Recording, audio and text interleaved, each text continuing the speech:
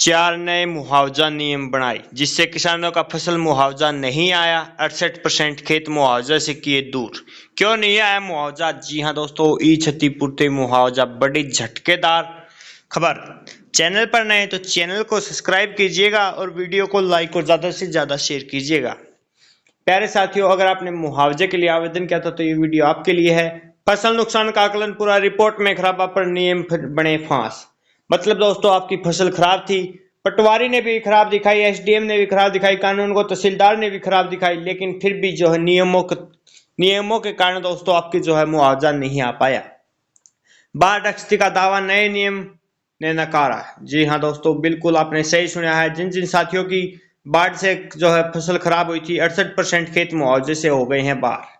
हरियाणा की मैं बात कर रहा हूं दोस्तों, 15 एकड़ से कम नुकसान वाले गांव को नहीं मिलेगा मुआवजा। जी हाँ दोस्तों, मान लीजिए गांव में भाई 20 मतलब ये मान लीजिए गांव में भाई 14 किले खराब हो गए, बिल्कुल 100 की 100% जो आपकी फसल खराब होगी, तो आपने को नहीं मिला मुआवजा, क्योंकि सरकार का नियम है 15 किले तक किसी भी गांव में अगर खराब हो फसल तो उस गांव में मुआवजा नहीं देगी सरकार।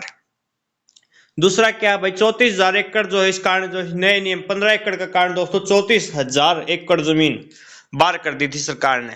तो इससे बहुत से किसान साथियों का जो है नुकसान हुआ, क्योंकि उनकी तो फसल खराब हुई थी, इसलिए उनको मुआवजा नहीं मिल पाया।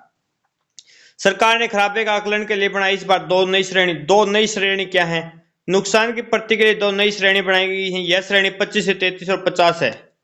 ये छोटे दोस्तों, दरअसल कृषि विभाग ने ई क्षतिपूर्ति पोर्टल पर 3.17 हजार एकड़ से अधिक क्षेत्र पंजीकृत हुआ था, पर ई खरीद 15 एकड़ से कम गांव वाले किसान वार सीलिंग जैसे नियमों के चलते 34,000 जो है मुआवजे की परिधि से बाहर हो गई। यानी नुकसान दर्ज हुआ, स्वीकार भी हुआ, लेकिन राहत के चरण में वही रकबा बाहर कर दिया गया।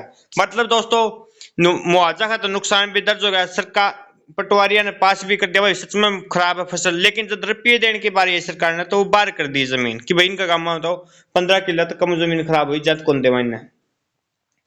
तो प्यारे साथियों, ये देखिएगा, ये है वो 4 नियम। क्यों कटता है कि समझे क्या है एक्सक्लूड, क्यों कटता है मुआवजा। ई खरीद एक्सक्लूजन, जिन किसानों का ई खरीद पर पंजीकरण नहीं, उनका रकबा भुगतान से बाहर रखा गया। मतलब जो साथी कदे ई खरीद पर बेच दे नहीं ना, जो साथी कदे ई खरीद पोर्टल पर फसल नहीं बेच दे, उनका मुआवजा सरकार ने नहीं दिया। 15 एकड़ से कम गांव वाला का भी मुआवजा बाहर कर दिए। किसान वोर सीलिंग 4,942 एकड़, सीलिंग के से ऊपर का नुकसान एक्सक्लूड किया, मुआवजा योग्य नहीं। 3 शर्तें के कारण जो मुआवजे वितरण में अंतर बना है। जी हाँ दोस्तों, हरियाणा सरकार ने प्रदेश के सभी जिलों में फसल रकबा के 116 करोड़ जारी किए। प्रदेश में 3,70,000 एकड़ में से 1,20,000 एकड़ का खराब माना गया है। यह वह नुकसान है जो कि 25 से 100% के दायरे में आता है। जी हाँ दोस्तों, आकलन पूरा हो चुका। सरकारी रिकॉर्ड में 55,000 से अधिक किसानों की स्थिति दर्ज है, लेकिन मुआवजा में अभी बड़ी संख्या में किसानों तक नहीं पहुंच पा रहा। वजह है एक्सक्लूजन। जी हाँ दोस्तों, यही वो रीजन है।